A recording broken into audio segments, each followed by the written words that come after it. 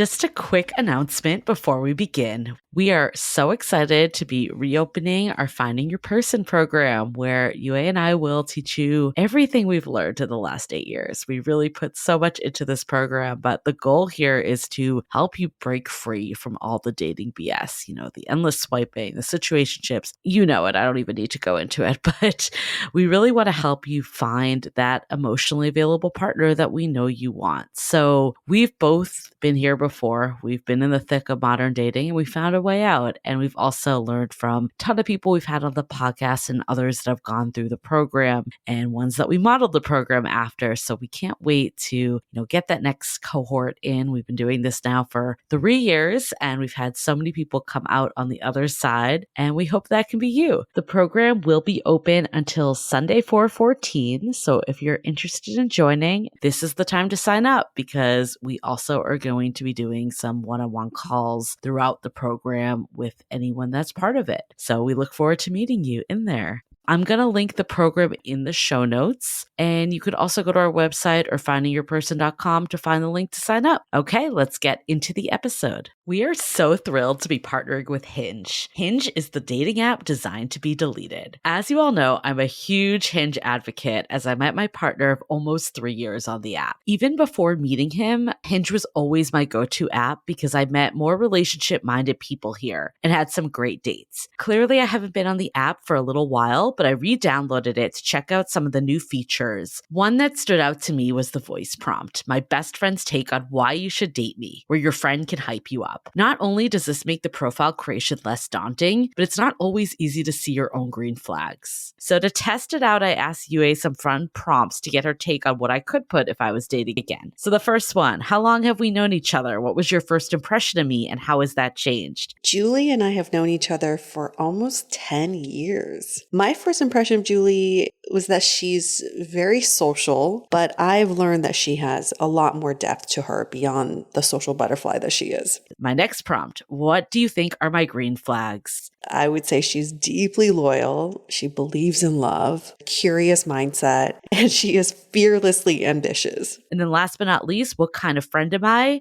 Julie's the kind of friend who will always have your back, no matter what. Damn, that feels nice to hear. So download Hinge and try voice prompts today. Then find someone worth deleting the app for. Living with ADHD can be a challenge, and dating with ADHD is definitely a challenge, we've heard many of you say. But finding the right care and proper tools needed to succeed can be life-changing. Done is an online ADHD care platform that can get you all the resources you need to help manage your ADHD. Online visits, refills, and a 24/7 care team made for you. In just 1 minute, Done's online assessment can help kickstart your ADHD treatment journey. With experienced clinicians, worry-fill refills, and online visits, you can start getting personalized care as soon as today or tomorrow. So contact an expert team that can help you around the clock and get a personalized treatment plan just for you. Here's how you do it. Take a free 1-minute assessment and book an appointment with a licensed ADHD clinician as soon as the next day. Get continuous care, one-click refills, insurance coverage, and 24/7 care team support with Done for just $79 a month, and pharmacy copays as low as $0. Visit get.donefirst.com/podcast to learn more. That's get.donefirst.com/podcast to learn more. Done. Turn ADHD into your strength. Hi, I'm Yue Xu. And I'm Julie Krafchick. We're active daters turned dating sociologists. Here to dive into everything modern dating and relationships. Welcome to the Dateable Podcast. Who's hungry and ready to talk? Because you're in the right place. It's brunch talk. Or eat and talk at the same time. No, not at the same time, because that's rude to eat and talk at the same time. You can eat. We will you talk. guys can eat. Yes. We will do the talking. This is the best part about a one-sided brunch, right? We're not eating at all. We are just sitting there awkwardly talking at you while you eat. Isn't that great? It's romantic. I do love when people tell us, we've heard this quite a few times, is that it does become part of their Sunday ritual. You don't have to listen to this on Sunday at brunch time by any means, but we love when we hear when people say that they do. And it's like they get ready, have their breakfast or lunch, brunch works good for that. Time zones. And they listen to us. And it's like we're there with friends. We are there with you, and we are there with you in regards to this question for this episode. The question is, how do you have difficult conversations with your partner? And for more context, tips on having difficult conversations when you're with your partner about pace when I'm hyper communicative and the other person is not. So this is really a pace discrepancy kind of conversation to be had. Well, let's just pull back. Difficult conversations are difficult to have for a reason because you have to be vulnerable in these conversations. So let's just address that. It's not easy for anyone. If we're talking about a pace discrepancy or something along those lines in a relationship, the best way to address this is to come from your own experience and what you are going through versus projecting onto your partner, like saying, you're moving too slow, or you're not moving at my speed, or you may not be ready for a relationship. I've said that multiple times. Like, you're not the person who's ready for a relationship. So I think we have a pace discrepancy. No, you only can talk for you about you. So come at this conversation with, this is how I'm experiencing this right now. I'm feeling like I'm ready to move this relationship forward. And in my mind, moving this relationship forward means this. How do you feel about that? Yeah. And we have a whole episode about pace discrepancies that we did sure with the do. wonderful Dr. Alexandra Sullivan. And I was in it. I get it.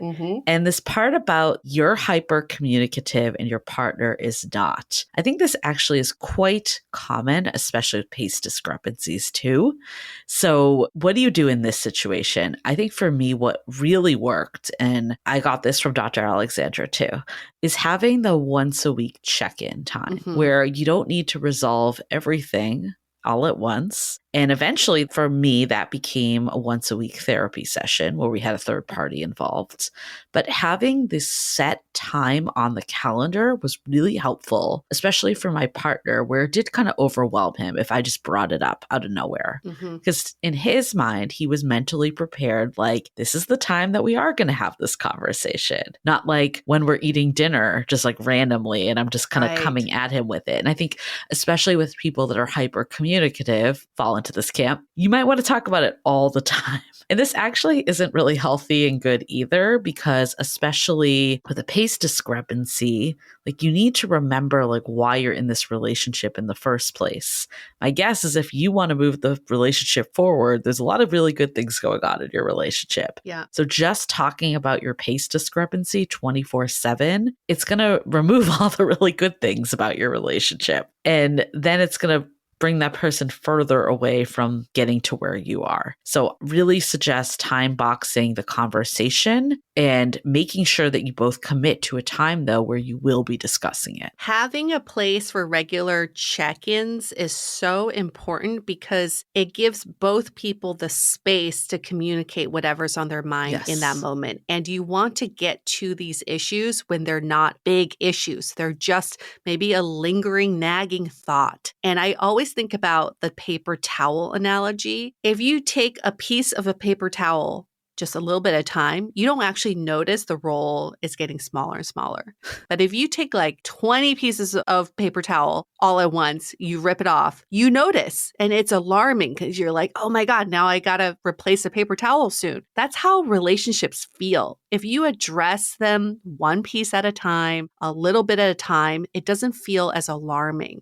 And like what Julie was saying is like, your mind may already be 10 pieces tear away in the paper towel, but your partner is not there yet. Right. They haven't even ripped into the paper towel yet. So it's very alarming for them to all of a sudden see this shift in your energy. So having space for consistent, casual conversation is so much more important than having the talk. Yes, it should never be a one-time talk, that's for sure. No. Before we keep going, though, I want to take a quick break to hear from some of our sponsors. This episode is sponsored by Via. We all know there are things that can help set the mood in the bedroom, but did you know a little THC could also do that? Yes, Via has developed a unique blend of pleasure-enhancing cannabinoids, libido libido strengthening herbs, and a low dose of THC all into one mind-blowing gummy called High Love. This gummy, wow, it will awaken your senses, increase blood flow, and intensify any sexual experience. I've been pleasantly surprised by the High Love gummies because it is just the right amount of THC for me to have a good time without feeling sleepy. And hey, if THC is not your thing, Via also offers a wide array of other gummies without it. And everything legally ships in 50 states with discreet packaging directly to your door. So if you're over 21, you can get 15% off and a free pack of award-winning Dreams THC plus CBN sleep gummies with our exclusive code DATEABLE at viahemp.com. That's VIIAHEMP.com. Let the gummies work their magic. Head to viahemp.com and use the code DATEABLE to receive 15% off and one free sample of their Sleepy Dream gummies. That's viahemp.com and use the code DATEABLE at checkout. Take your passion and pleasure to a whole new level with High Love from Via Hemp. This episode is made possible by Armoire. Armoire makes getting dressed easy. With a clothing rental membership from Armoire, build the perfect wardrobe with brands that are high quality, unique, and recommended just for you. All you have to do is take a 5-minute style quiz and select items from your dynamic, personalized closet. The styles show up at your door in as little as 2 days. Then when you're ready for new clothes, just swap them out. Listen, I live in Southern California. There is absolutely no need for puffer coats or any sort of those winter jackets. But when I travel anywhere else in the world in these cold months, I'm often burdened with the task of getting winter clothes. And now with Armoire, I can just rent my winter wardrobe. It's brilliant. Right now, our listeners can give Armoire a try and get up to 50% off their first month. That's up to $125 off. Just visit armoire.style/dateable. That is armoire.style, spelled ARMOIRE.style/DATEABLE to get up to 50% off your first month and never worry about what to wear again. Try Armoire today. I am all about self-care these days, and guess what? Body care is also self-care. Taking care of your body is a moment to practice mindfulness, self-love, and compassion, all things that I am fully behind right now. That's why I'm so glad to share a promo from one of our new sponsors, Osea. I'm obsessed with their Mega Moisture Duo that provides instant firming hydration and delivers a full body glow. It makes me feel so confident and refreshed to walk out the door with unbelievably glowing skin. And there's nothing more I love than getting premium skincare products at an incredible value. So, show your skin some love with clean, vegan skin and body care from Osea. Get 10% off your first order site-wide and use the code DATEABLE at OseaMalibu.com. You'll get free samples with every order and free shipping on orders over $60. Head to OSEAMalibu.com and use the code DATEABLE for 10% off. So how do you have this conversation in a way that brings two people together, especially when one person might be a little less communicative? I do think it's important to get to a middle ground of like how long you're going to have this conversation for. Because a pace discrepancy by definition is that one person is ahead and the other is behind. Mm-hmm. This time frame might probably be a little slower than the faster paced person wants, and probably a little faster than the slower paced person wants. But that having some sort of time frame that you're going to come back and revisit this conversation is really important. When we did ours with the therapist, like he actually had us not talk about the pace discrepancy until a set time. And at first it was really uncomfortable for me, someone that wanted to talk about it all the time and be hyper communicative and work things out. But I learned actually letting things like rest. And the method of this was like, let me bring up all like what else is going on, because you hear this from therapists all the time, is the reason why someone comes is actually usually not the reason that like there's an issue, like what's beneath it is interesting. And at the end of the day, there's a reason why your partner has a pace discrepancy that might have nothing to do with you. It might have to do with their own relationship history, their own fears, their own anxieties, whatever's going on. But using that time to understand where they're at, not only will that connect you more as a couple because you understand your partner better, but it also removes like this pace and like difficult conversation type of thing. But again, not putting putting it away forever. You're coming back to it eventually. Yeah, I like that. And making sure that your needs are also addressed in this is so important because many a times I've been there where I'm like catering to the other person, but you have to know that you need to get Yeah. all of this out of your system. What's worked for me in the past in having these conversations is where I have the conversations. I used to do the check-in with my partner on a couch, and it started to feel clinical because I think we did our couples counseling on the couch.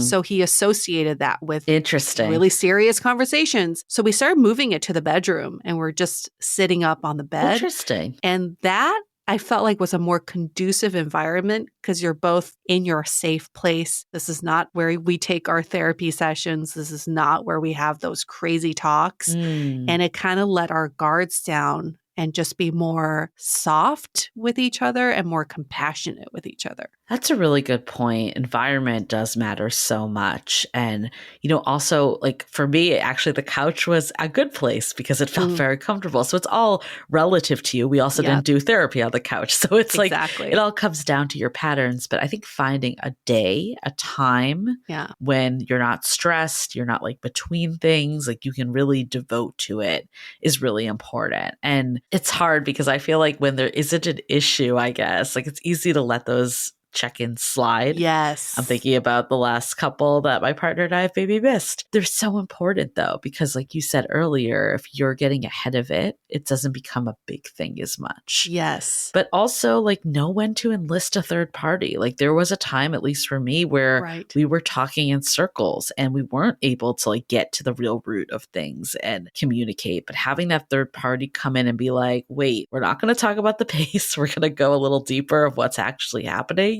ended up being like exactly what we needed. And I don't know if we could have got there. Even as someone that does a dating podcast, even as someone that thinks they're hyper communicative, I don't know if we could have got there without that third party. Yeah, because you're only communicating for yourself. Yeah. As you should. You are only responsible for yourself. And sometimes a third party can just facilitate the conversation and not so much like the discussion, the serious discussion. Yeah. And I love this idea of, not letting it slide, even though, yes, it will slide in a relationship sometimes. I remember listening to Tim Ferriss on his podcast when he first started dating his girlfriend. And he said, I would move mountains to keep my check-ins with my girlfriend. And I was like, wow, even Tim Ferriss would like move some crazy important meeting to talk to her. And at the time, I thought it was a little trivial, but now in hindsight, I realize, I used to push them quite a bit or reschedule them just like I would do with my work meetings. Like, we can address this another time, or maybe this week we don't need to. 1 or 2 times, I think it's okay. But if I were to reflect back on that relationship, I wish I did move mountains for some of those times because obviously there were issues that were not addressed. Okay, you're inspiring me to make this a priority because it's so easy to do it. But you're right. If your relationship truly is the most important thing or one of the most important things in your life, it should be a priority. I also hear the people, because I used to be this person being like, why do you need a relationship check-in? That's so clinical. It's so lame. It's so work-like. I used to feel this way. I'm like, I don't get it. Like, aren't couples always talking? Like, why would they need that? Right. As you learn, you need it. Like, I think this is by far one of the best things that we did during this time was having this, set aside time. And even like when we were doing therapy, we also kept the check-in because it was another time to actually have the conversation with just the two of us. I love that. I think it's such a great way to address whatever's on your mind. And it's funny. I don't know if you've noticed this, Julie, but like once you start talking, maybe there's nothing to talk about at first, but once you start talking, you're like, oh yeah,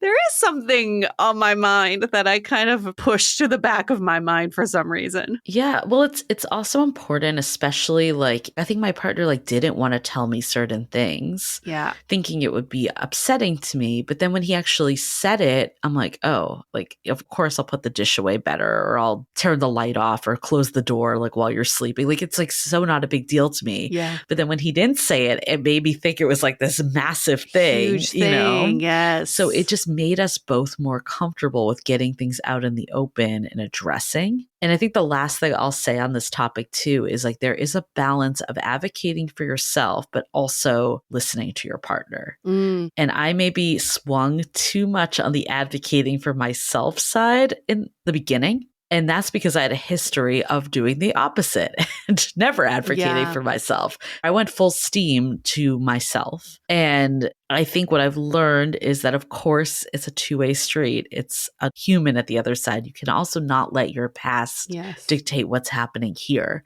Like if you've had a series of partners that wouldn't fully commit, that doesn't mean your current partner is the same, Correct. even though it's easy to see that pattern. So how do you strike that balance between still putting yourself first, but also being like, I'm here because I want to pursue a relationship and I love my partner. I need to Yeah. listen and hear them out too. Yeah. Maybe it's worth establishing ground rules for these check-ins and conversations of saying our only goal here is to seek understanding. Yeah. Not trying to prove anybody's right or wrong or who's the faster one or slower one.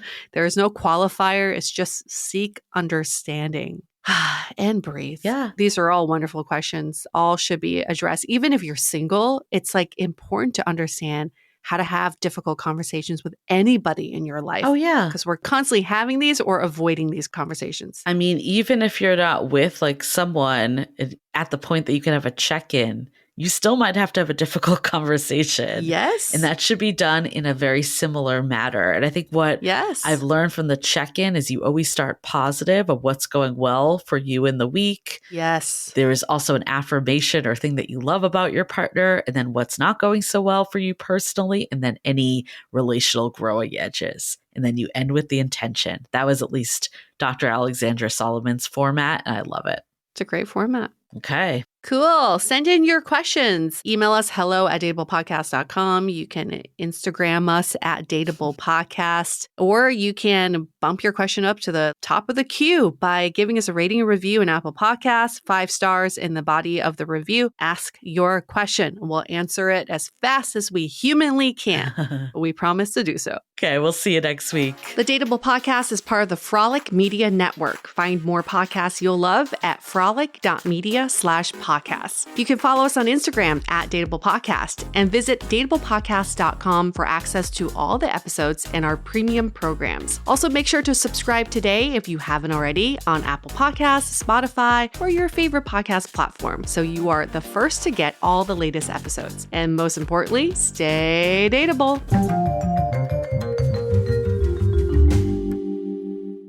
Just a quick announcement before we begin. We are so excited to be reopening our Finding Your Person program, where UA and I will teach you everything we've learned in the last 8 years. We really put so much into this program, but the goal here is to help you break free from all the dating BS, the endless swiping, the situationships. You know it. I don't even need to go into it, but we really want to help you find that emotionally available partner that we know you want. So we've both been here before. We've been in the thick of modern dating and we found a way out. And we've also learned from a ton of people we've had on the podcast and others that have gone through the program and ones that we modeled the program after. So we can't wait to, get that next cohort in. We've been doing this now for 3 years and we've had so many people come out on the other side, and we hope that can be you. The program will be open until Sunday 4/14. So if you're interested in joining, this is the time to sign up, because we also are going to be doing some one-on-one calls throughout the program with anyone that's part of it. So we look forward to meeting you in there.